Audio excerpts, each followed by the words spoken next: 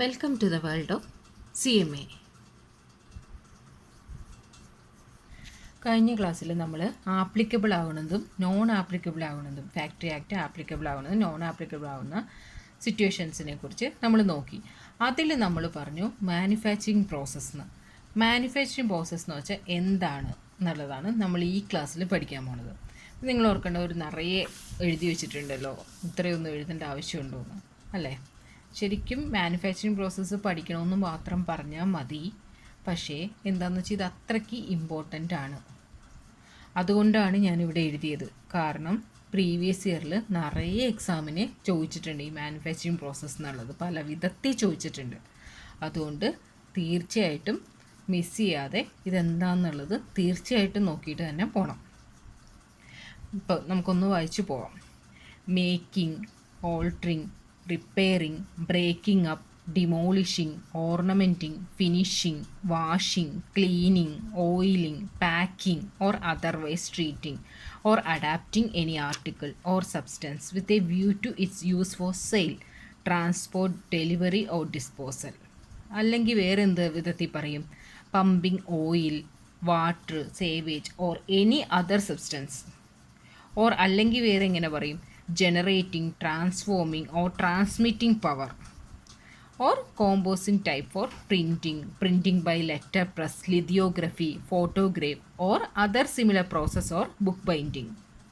Or constructing, reconstructing, repairing, refitting, finishing or breaking up ship or vessels.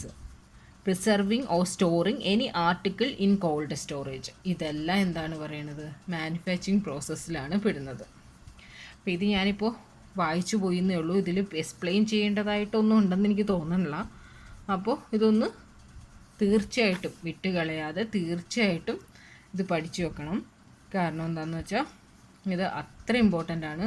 Previous ഇയറിൽ നിറയെ പ്രാവശ്യം ചോദിച്ചിട്ടുണ്ട്. അപ്പോൾ വിട്ടുകളയാതെ പഠിക്കാം.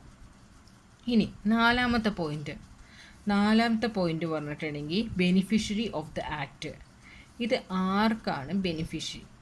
ഈ ആക്ടിൻ്റെ ബെനിഫിഷ്യറി ആരാണ് ഈ ആക്ടിൻ്റെ, ഫാക്ടറി ആക്ടിൻ്റെ ബെനിഫിഷ്യറി എന്ന് വെച്ചാൽ ആരാണ്? എംപ്ലോയിയാണ് beneficiary of the act.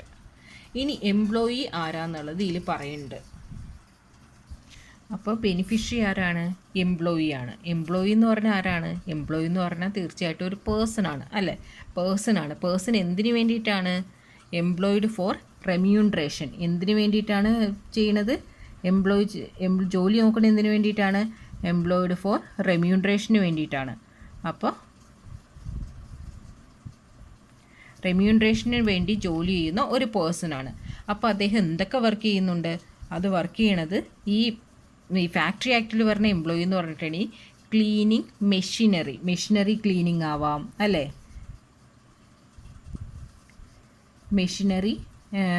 Machinery cleaning ആവാം. അല്ലെങ്കിൽ എന്താവാം? അല്ലെങ്കിൽ എന്താണ്? പ്രിമിസസ് അല്ലേ? ആ മാനുഫാക്ചറിങ് ഉപയോഗിക്കുന്ന പ്രിമിസസ് എന്ത് ചെയ്യണതാവാം? അത് ക്ലീൻ ചെയ്യണതാവാം. പ്രിമിസസ് ക്ലീൻ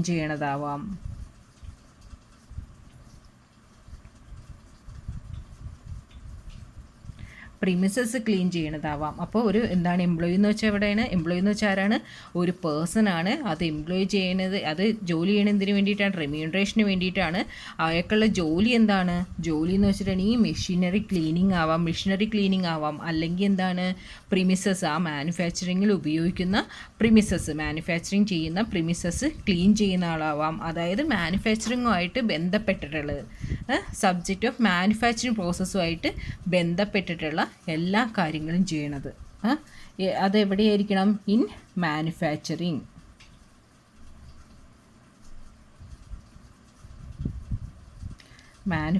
ആയിട്ട് ബന്ധപ്പെട്ടിട്ടുള്ള എല്ലാ ക്ലീനിങ് വർക്ക്, മെഷീനറി ക്ലീനിങ് ആയിട്ടുള്ളതും അല്ലെങ്കിൽ പ്രിമിസസ് തന്നെ ക്ലീൻ ചെയ്യണതാവും. എന്ത് ജോലി നോക്കിയാലും, മാനുഫാക്ചറിങ്ങുമായിട്ട് ബന്ധപ്പെട്ട എന്ത് ജോലി നോക്കിയാലും അത് റെമ്യൂണറേഷന് വേണ്ടിയിട്ടാണ് അദ്ദേഹം വർക്ക് ചെയ്യുന്നതെങ്കിൽ ആ പേഴ്സണെ വിളിക്കുന്ന പേരാണ് എംപ്ലോയി. ഫാക്ടറിയിൽ എംപ്ലോയി എന്ന്. പക്ഷേ ഇതിൽ ഇൻക്ലൂഡ് ചെയ്യാത്തതുണ്ട്.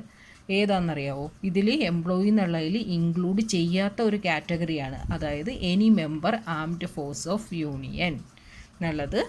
അതായത് ആംഡ് ഫോഴ്സിലുള്ളവർ ഇതിൽ ഇൻക്ലൂഡ് ചെയ്യുന്നില്ല. Not included.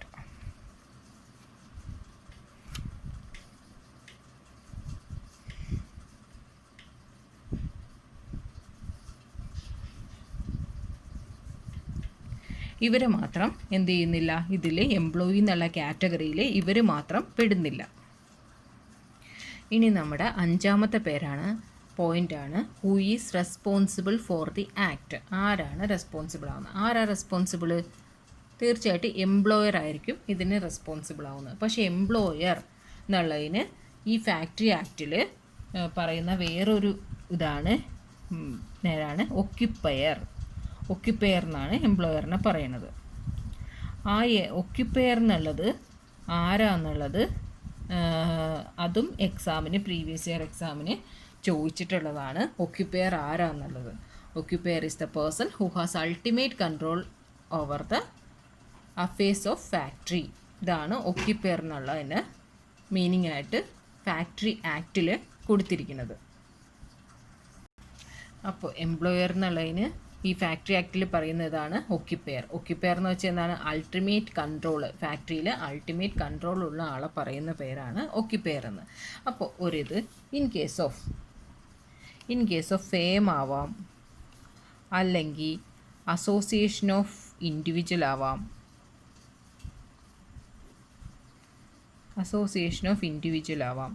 അങ്ങനെയുള്ള സംഭവത്താണെങ്കിൽ ഒക്യുപ്പയർ എന്ന് പറയുന്നത് ആരായിരിക്കും? ഫേം ആയിരിക്കണമെങ്കിൽ, അല്ലെങ്കിൽ അസോസിയേഷൻ ഓഫ് ഇൻഡിവിജ്വലിൻ്റെ കേസാണെങ്കിൽ അതിൽ ഒക്യുപ്പയർ എന്ന് പറയുന്നത് ആരായിരിക്കും പറയുന്നത്? ഇൻഡിവിജ്വൽ പാർട്ട്ണറെ ആയിരിക്കും, അല്ലെങ്കിൽ മെമ്പറെ ആയിരിക്കും.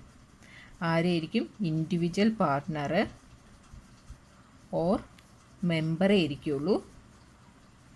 ഈ ഫേമിൻ്റെ കേസിലും അസോസിയേഷൻ ഓഫ് ഇൻഡിവിജ്വലിൻ്റെ കേസിലും ഒക്യുപ്പയർ എന്ന് പറയുന്നത്. ഇനി ഇൻ കേസ് ഓഫ് കമ്പനിയുടെ കേസാണെന്നുണ്ടെങ്കിൽ ആരായിരിക്കും ഒക്യുപ്പയർ? കമ്പനിയുടെ കേസാണെങ്കിൽ ആരായിരിക്കും ഒക്യുപ്പയർ?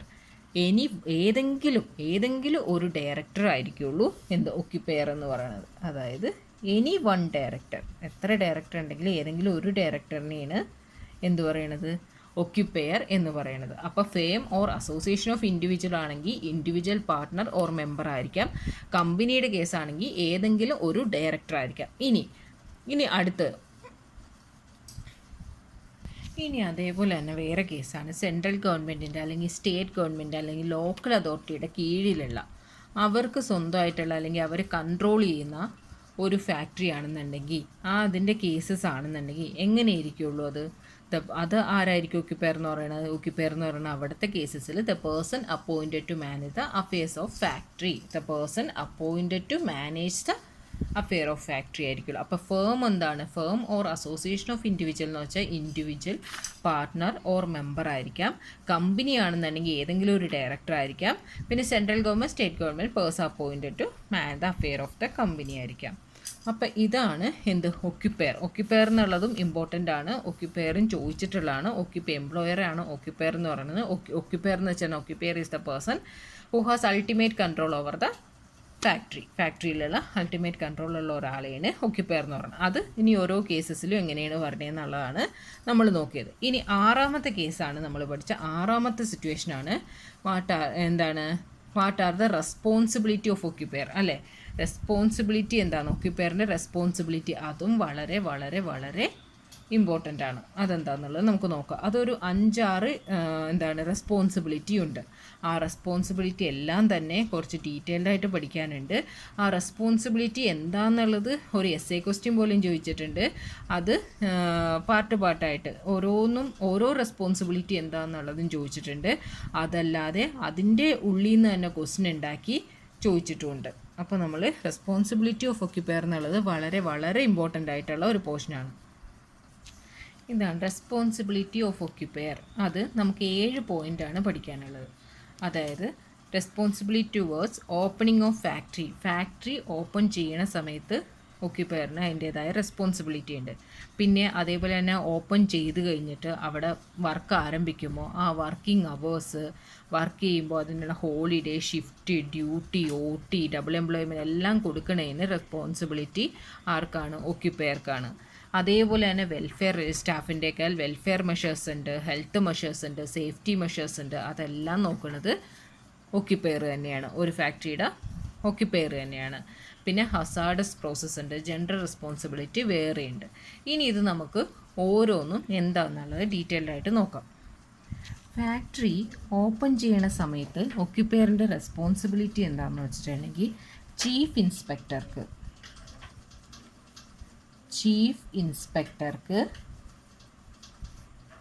എന്ത് ചെയ്യണം, ഒരു റിട്ടേൺ നോട്ടീസ്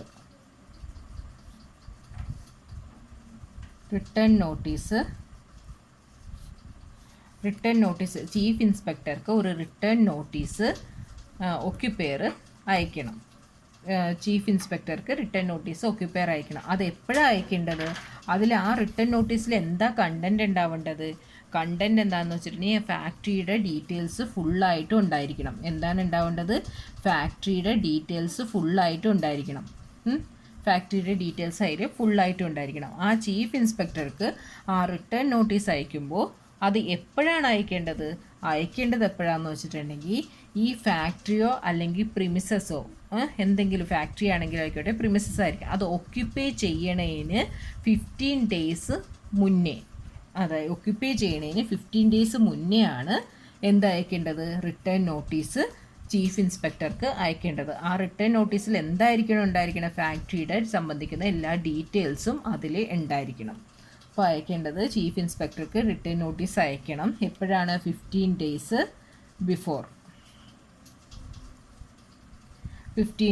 ബിഫോർ. അതെന്താ ചെയ്യേണ്ടത്? 15 ഡേയ്സ് ബിഫോറാണ്. അത് എപ്പോഴാണ്? എന്തിനു മുമ്പാണ്? ഒക്യുപ്പൈ ചെയ്യണതിന് മുന്നേ. എന്ത് ചെയ്യുന്നതിന് മുമ്പാണ്? ഒക്യുപ്പൈ ചെയ്യണതിന് മുന്നേ. എന്ത്? പ്രിമിസസ് ആയിരിക്കാം, അല്ലെങ്കിൽ എന്താണ്, ഫാക്ടറി ആയിരിക്കാം. അത് ഒക്യുപ്പൈ ചെയ്യുന്നതിന് മുന്നേ 15 ഡേയ്സ് മുന്നേ എന്ത് ചെയ്യണം? ഒരു റിട്ടേൺ നോട്ടീസ് ചീഫ് ഇൻസ്പെക്ടർക്ക് അയക്കണം. ആ ചീഫ് ഇൻസ്പെക്ടർക്ക് അയക്കുമ്പോൾ അത് ഉണ്ടായിരിക്കേണ്ട കണ്ടൻറ് എന്താണ്? ഫാക്ടറിയുടെ ഡീറ്റെയിൽസ് എല്ലാം സംബന്ധിച്ച് ഡീറ്റെയിൽഡ് ആയിട്ട് എഴുതി ചീഫ് ഇൻസ്പെക്ടർക്ക് സബ്മിറ്റ് ചെയ്യണം. ഇനി വേറൊരു കാര്യം കൂടി ചെയ്യണം. സെക്കൻഡ് എന്താ ചെയ്യേണ്ടതെന്ന് വെച്ചിട്ടുണ്ടെങ്കിൽ, ഇത് ഫസ്റ്റാണ്. ഇനി സെക്കൻഡ് എന്താ ചെയ്യേണ്ടതെന്ന് വെച്ചിട്ടുണ്ടെങ്കിൽ മാനേജറിനെ അപ്പോയിൻറ്റ് ചെയ്ത് എന്ന് 7 ഡേയ്സിനുള്ളിൽ മാനേജറിനെ അപ്പോയിൻറ്റ് ചെയ്ത് 7 ഡേയ്സിനുള്ളിൽ എന്ത് ചെയ്യണം? ഇൻസ്പെക്ടറിന് ഇതേപോലെ തന്നെ ഒരു റിട്ടേൺ നോട്ടീസ് അയക്കണം. റിട്ടേൺ നോട്ടീസ് ആർക്ക് അയക്കണം? ഇൻസ്പെക്ടർക്ക് അയക്കണം. ആ ഇൻസ്പെക്ടർക്ക് അയക്കണതിൻ്റെ കൂടെ തന്നെ കോപ്പി വെക്കണം. ഈ റിട്ടേൺ നോട്ടീസിൻ്റെ കോപ്പി ആർക്ക് അയക്കണം? കോപ്പി അയക്കേണ്ടത് ആർക്കാണ്? ചീഫ് ഇൻസ്പെക്ടർക്ക് കോപ്പി അയക്കണം.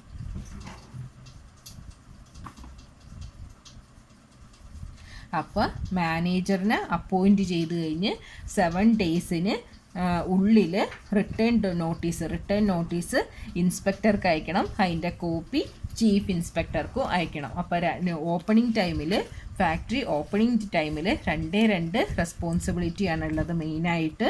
അതിലൊന്ന് എന്താണ്? ഓപ്പൺ ചെയ്യണ സമയത്തിന്, അതായത് ഒക്യുപ്പൈ ചെയ്യണതിന്, പ്രിമിസസോ ഫാക്ടറി എന്തെങ്കിലും ഒക്യുപ്പൈ ചെയ്യണതിന് 15 ഡേയ്സിന് മുന്നേ ആയിട്ട് ചീഫ് ഇൻസ്പെക്ടർക്ക് ഒരു റിട്ടേൺ നോട്ടീസ് അയക്കുക. ആ റിട്ടേൺ നോട്ടീസിൽ ഫാക്ടറിയെ സംബന്ധിക്കുന്ന എല്ലാ ഡീറ്റെയിൽസും ഉൾപ്പെടുത്തുക. പിന്നെ മാനേജറിനെ അപ്പോയിൻറ്റ് ചെയ്തിട്ട് 7 ഡേയ്സിനുള്ളിൽ ഇൻസ്പെക്ടർക്ക് ഒരു റിട്ടേൺ നോട്ടീസ് അയക്കുക. പക്ഷേ അതിൻ്റെ കോപ്പി കൂടി ചീഫ് ഇൻസ്പെക്ടർക്ക് കൊടുക്കുക. ഈ 2 കാര്യമാണ് ഓപ്പണിംഗ് ടൈമിൽ നമ്മൾ ശ്രദ്ധിക്കേണ്ടത്. ഇനി അടുത്തത്, ഇതിൻ്റെ സെക്കൻഡ് റെസ്പോൺസിബിലിറ്റിയാണ് വർക്കിംഗ് അവേഴ്സ്. ഇനി നമ്മൾ ഫാക്ടറി ഓപ്പൺ ചെയ്തു കഴിഞ്ഞാൽ പിന്നെ എന്തിനാണ് പോണത്? പിന്നെ വർക്ക് ചെയ്യാനാണ് പോണത്. ആ working hours, holiday, shift, duty, OT എല്ലാം, അതായത് വർക്കേഴ്സിനെ സംബന്ധിക്കുന്ന എല്ലാ കാര്യങ്ങളും മാനേജ് ചെയ്യേണ്ടത് ഇനി ആരാണ്? ഒക്യുപ്പയറിൻ്റെ റെസ്പോൺസിബിലിറ്റിയാണ്. ആ വർക്കേഴ്സിൻ്റെ ഇടയിൽ എന്താണ് ഒക്യുപ്പയർ ചെയ്യണേ എന്നുള്ളതാണ് സെക്കൻഡ് നോക്കാൻ പോണത്. ഇനി ഡ്യൂട്ടി തുടങ്ങിക്കഴിഞ്ഞാൽ, അതായത് ജോലി തുടങ്ങിക്കഴിഞ്ഞാൽ എന്താണെന്ന് വെച്ചിട്ടുണ്ടെങ്കിൽ വർക്കേഴ്സിനെ തന്നെ നമുക്ക് രണ്ടായിട്ട് തിരിക്കും അല്ലേ. മെയിൽ വർക്കേഴ്സ് എന്നും പറയും, ഫീമെയിൽ വർക്കേഴ്സ് എന്നും പറയും. ഇപ്പോൾ ഇതിന് പൊതുവായിട്ട് പക്ഷേ എന്ത് ചെയ്യും, പൊതുവായിട്ടൊരു പിന്നെയും മൂന്നായിട്ട് തിരിക്കും. രണ്ടുപേരെയും മൂന്നായിട്ട് വീണ്ടും തിരിക്കും. ആ മൂന്നായിട്ട് തിരിക്കണ എങ്ങനെ, ഒന്ന് ചൈൽഡ് ലേബേഴ്സ് എന്ന് അല്ലേ, ഒന്ന് ചൈൽഡ് ലേബേഴ്സ് എന്ന്, ഇനി ഒന്ന് അഡോൾസൻസ് എന്ന്, ഇനി ഒന്ന് അഡൽട്ട് എന്ന്. ഇങ്ങനെ തന്നെ ഫീമെയിൽ വർക്കേഴ്സിനെ നമ്മൾ മൂന്നായിട്ട് തിരിക്കും. എന്താണ്, ഒന്ന് ചൈൽഡ് ലേബേഴ്സ് എന്ന്, ഇനി ഒന്ന് അഡോൾസൻസ് എന്ന്, ഇനി ഒന്ന് അഡൽട്ട് എന്ന്. അങ്ങനെ രണ്ടുപേരെ നമ്മൾ മൂന്നായിട്ട് തിരിക്കുന്നുണ്ട്. അതിൽ രണ്ടുപേർക്കും മെയിനായിട്ടുള്ളത് എന്താണെന്ന് വെച്ചാൽ ചൈൽഡ് ലേബേഴ്സ്. എന്താണ് ചൈൽഡ് ലേബേഴ്സ് എന്ന് വെച്ചിട്ടുണ്ടെങ്കിൽ എന്താണ്, 15 ഇയേഴ്സ് കംപ്ലീറ്റ് ചെയ്യാത്ത വർക്കേഴ്സിനെയാണ് എന്ത് പറയണത്, ചൈൽഡ് ലേബേഴ്സ് എന്ന് പറയണത്. അപ്പോൾ എന്താണ് പറയേണ്ടത്, person not completed 15 years of age അല്ലേ. 15 ഇയേഴ്സ് ഓഫ് ഏജ് കംപ്ലീറ്റ് ചെയ്യാത്ത വർക്കേഴ്സിനെയാണ് എന്ത് പറയണത്, not completed 15 years. So 15 years complete ചെയ്യാത്ത വർക്കേഴ്സിനെയാണ്, മെയിലിലാണെങ്കിലും ശരി ഫീമെയിലാണെങ്കിലും ശരി സെയിം ആണ്, എന്ത് പറയണത് ചൈൽഡ് എന്ന് പറയണത്. ഇനി അഡോൾസൻസ് എന്ന് വെച്ചാൽ എന്താണ്, അഡോൾസൻസ് എന്ന് വെച്ചിട്ടുണ്ടെങ്കിൽ 15 ഇയേഴ്സ് കംപ്ലീറ്റ് ആയി പക്ഷേ 18 ഇയേഴ്സ് കംപ്ലീറ്റ് ആയിട്ടില്ല. അങ്ങനെയുള്ളവരെയാണ് അഡോൾസൻസ് എന്ന് പറയുന്നത്. 15 ഇയേഴ്സ് കംപ്ലീറ്റ് ആയി പക്ഷേ നോട്ട് കംപ്ലീറ്റഡ് എന്ത് 18 years of age. 18 years of age complete ആയിട്ടില്ല പക്ഷേ 15 ഇയേഴ്സ് കംപ്ലീറ്റ് ആയി. അതിനെയാണ് എന്ത് പറയണത്, അഡോൾസൻസ് എന്ന്. മെയിലിലും സെയിം ആണ്. പിന്നെ അഡൽട്ട് എന്ന് വെച്ചാൽ എന്താണ് അർത്ഥം, അഡൽട്ട് എന്ന് വെച്ചിട്ടുണ്ടെങ്കിൽ 18 ഇയേഴ്സ് കംപ്ലീറ്റ് ആയവരെയാണ് നമ്മൾ എന്ത് പറയണത്, അഡൽട്ട് എന്ന് പറയണത് അല്ലേ. Completed 18 years of age 18 years complete ആയവരെയാണ് നമ്മൾ എന്ത് പറയണത്, അഡൽട്ട് എന്ന് പറയുന്നത്. അപ്പോൾ ചൈൽഡ് എന്ന് വെച്ചിട്ടുണ്ടെങ്കിൽ 15 വയസ്സ് കംപ്ലീറ്റ് ആയിട്ടുണ്ടാവില്ല. അഡോൾസൻസ് എന്ന് വെച്ചാൽ 15 വയസ്സ് കംപ്ലീറ്റ് ആയി പക്ഷേ 18 വയസ്സായിട്ടുണ്ടാവില്ല. അഡൽട്ട് എന്ന് വെച്ചിട്ടുണ്ടെങ്കിൽ 18 വയസ്സ് കംപ്ലീറ്റ് ആയിട്ടുണ്ടാവും. ഇനി ഇതിൽ ഓരോന്നിലും ഓരോ പ്രൊവിഷനുണ്ട്. അതായത് ചൈൽഡിനും അഡോൾസൻസിനും അഡൽട്ടിനും എല്ലാം ഓരോ പ്രൊവിഷനുണ്ട്. അതനുസരിച്ചായിരിക്കുള്ളൂ അവരവിടെ വർക്ക് ചെയ്യണത്. ഇപ്പോൾ ചൈൽഡ് എന്ന് വെച്ചിട്ടുണ്ടെങ്കിൽ നമ്മൾ 15 ഇയേഴ്സ് കംപ്ലീറ്റ് ചെയ്യാത്തവരെയാണ് ചൈൽഡ് എന്ന് പറയണമെന്ന് പറഞ്ഞു. പക്ഷേ ആ 15 ഇയേഴ്സ് കംപ്ലീറ്റ് ആ ചൈൽഡ് ലേബേഴ്സിനെ നമ്മുടെ ഫാക്ടറിയിൽ എടുക്കാൻ പാടില്ല എന്നാണ് പറയണത് അല്ലേ. നമ്മളത് കേട്ടിട്ടുള്ള കാര്യമാണ്, ചൈൽഡ് ലേബേഴ്സിനെ എടുക്കാൻ പാടില്ല എന്ന്. അപ്പോൾ അതിന് വന്ന പ്രൊവിഷൻ എന്താണ്,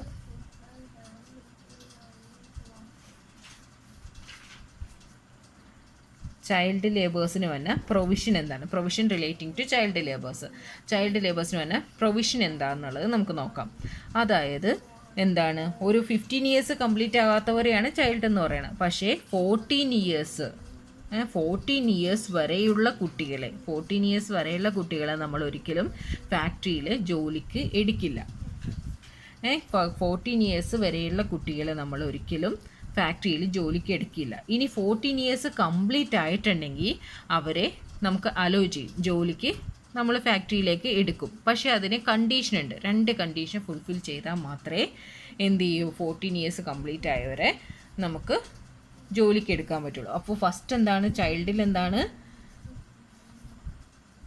child up to 14 years of age, up to 14 years of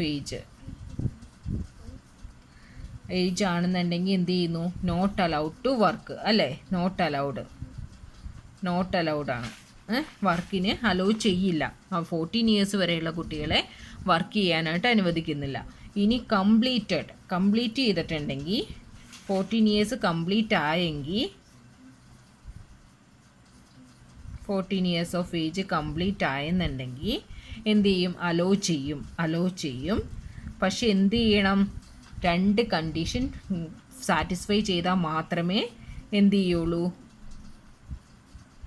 condition satisfied ആയിരിക്കണം. സാറ്റിസ്ഫൈ ചെയ്താൽ മാത്രമേ അവരെ ജോലി ചെയ്യാനായിട്ട് അനുവദിക്കുകയുള്ളൂ. ആ കണ്ടീഷൻ എന്താണെന്നുള്ളത് നമുക്ക് അടുത്ത ക്ലാസ്സിൽ നോക്കാം.